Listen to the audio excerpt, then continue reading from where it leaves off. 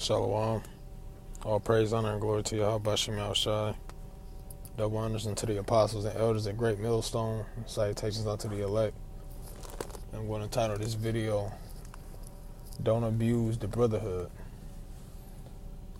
Because we're here for each other as brothers. You know, when a brother is down in the spirit, we give him scripture. When a brother's down financially, you know, we give what we can according to our power. All right? We do what we can as brothers towards one another. All right? And there's nothing wrong with, you know, and this is a lesson that I had to learn, you know, over time, is don't be afraid as a brother to let another brother know that you're down, man. You know, you can't be, you know, super Israelite, you know, everybody needs help every now and again, man. There's no reason for any brother to feel ashamed or like he's a burden on a brother, man. You know, because the brotherhood is there for those particular reasons. You know, if a brother's doing bad, man. You know? So, with that being said, I'm going to pull this precept and, Lord willing, more precepts come to mind. This is 1 John, the 3rd chapter and the 16th verse. It says, "Hereby perceive we the love of Yahawah, because he laid down his life for us," which is talking about Yahawashi, and we ought to lay down our lives for the brethren. Okay, that's not only talking about, you know, just if a brother's down financially or if a brother needs to hear a good scripture, but by any means, we should be ready to put our lives on the line for the brothers, man. We should be ready to die for those that are fellow men at war with us. Not for just anybody, not for because we have family members, man. You know, we have family members that are of this flesh. They're not warring with us. We don't put our lives on the line for them. We put our lives on the line for the men of the Lord. Okay? Them and them only. Because Yahawashi died, he died for the elect. Ultimately for the elect. So it says, "But whoso hath this world's good, and seeth this brother have need, and shutteth up his bowels of compassion from him, how dwelleth the love of the Most High in him?" Okay? And that scripture is plain. If you got a little extra, or even if you don't have a little extra, the scriptures tell you to give with your power. Give what you have, what you can spare. Okay? And it's nothing wrong. Like I said, it's nothing wrong with asking a brother, but don't abuse the brother's kindness.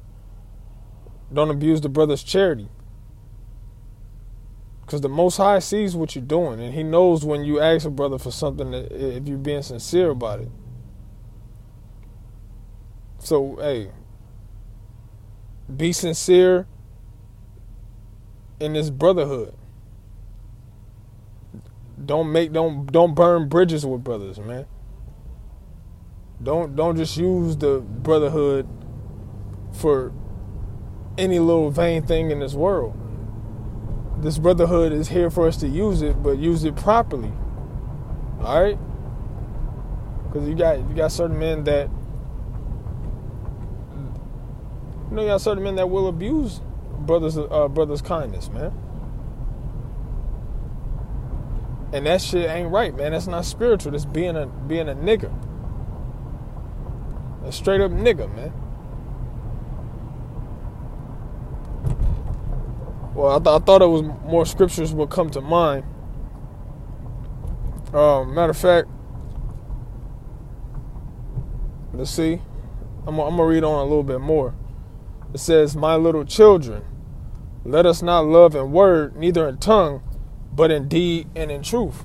And that comes with when you saying you're a brother, that you actually doing the things that a brother would do. And that's another thing that I had to learn over time as well, man. And it's a learning. This truth is a learning experience, because you're gonna go through things, and then the scriptures are really gonna come to life. All right. So you have to not love in tongue and say you'll do this and do that for this brother, or whatever. But when that opportunity presents itself to do what you've been talking about, you find a reason or an excuse on why you can't perform that act that you talked about. This ain't a game. It's not a joke. These scriptures are not here just for our it's not here just for our good reading only. It's here for us to live, man. It's showing us how to live, teaching us morals, teaching us ethics, teaching us how to be the Most High's chosen people again. Because our people got Americanized, all right, to the point where they forget all about Yahawashi, man. So in this thing of ours, man, not only are we supposed to say what we'll do for the Akim, or say what we'll do for the Lord, but actually perform it, man. That's what it's about. That's when it really shows that's where your passion is at, on what you do. What are your intentions? What is your goal? That's when that passion for Yahawashi is going to show. Just how you act to the brotherhood, how you treat brothers. All that matters, man. It says, and hereby know we, Salakia, and hereby know we, Salakia, and hereby we know that we are of the truth, and shall assure our hearts before him. And our hearts is our minds. Where's your mind at when it comes to brothers? When brothers say things to you, or when a brother reads a scripture to you, or when a brother is spiritually venting, where's your heart at? Are you paying attention to brothers? Are you just there and rehearsing the righteous acts vainly? Like I said, it's not a game, man. If you abuse the brotherhood, if you're not paying attention to brothers, all right, ultimately the Most High is going to be done dealing with you.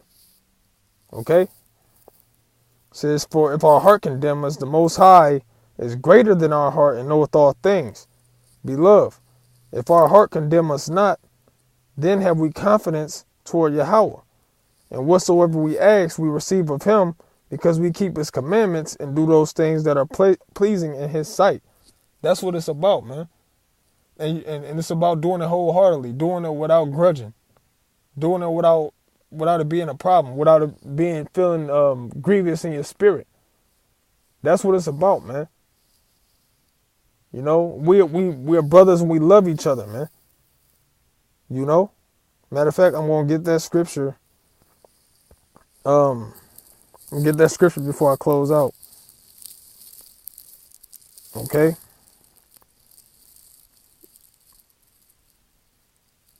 Let's see.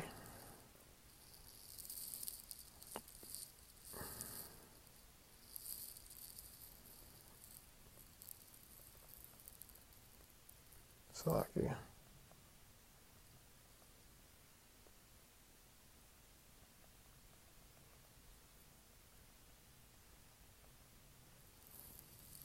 Okay. And this is what I want to get. First John, the 2nd chapter, and the 11th verse. Matter of fact, I'll start from 9. It says, he that saith he is in the light and hateth his brother is in darkness even unto now. All right, now how do you hate your brother? You hate your brother by not following through with your word, by fucking talking behind his back, being a backbiter. Okay, having something to say about how a brother operates. When all of us, we operate, some of us brothers may operate differently outside of the truth, but we're all part of the same spiritual battle. Okay, you can't judge a brother on doing something. We all have our extracurricular activities, man. But this truth is above all. And if you see a brother he's going hard in the spirit, you see his sincerity, you see his love, you see his charity. You know, you see how this brother is living according to Yahawashi Yahawashi, okay? And you got something to say about how the brother operates outside of that, you hate your brother, man. Even unto now. It says, he that loveth his brother abideth in the light, and there is none occasion of stumbling in him.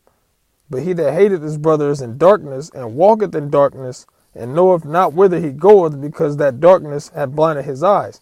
All right? So it's not about what brothers do outside of the truth. No, it's not about how a brother may talk to you. If it's all in the spirit of Yahawashi Yahawashi, you can't. Technically you're fighting against Yahawashi Yahawashi, man. If you hate your brother, you don't love the Most High.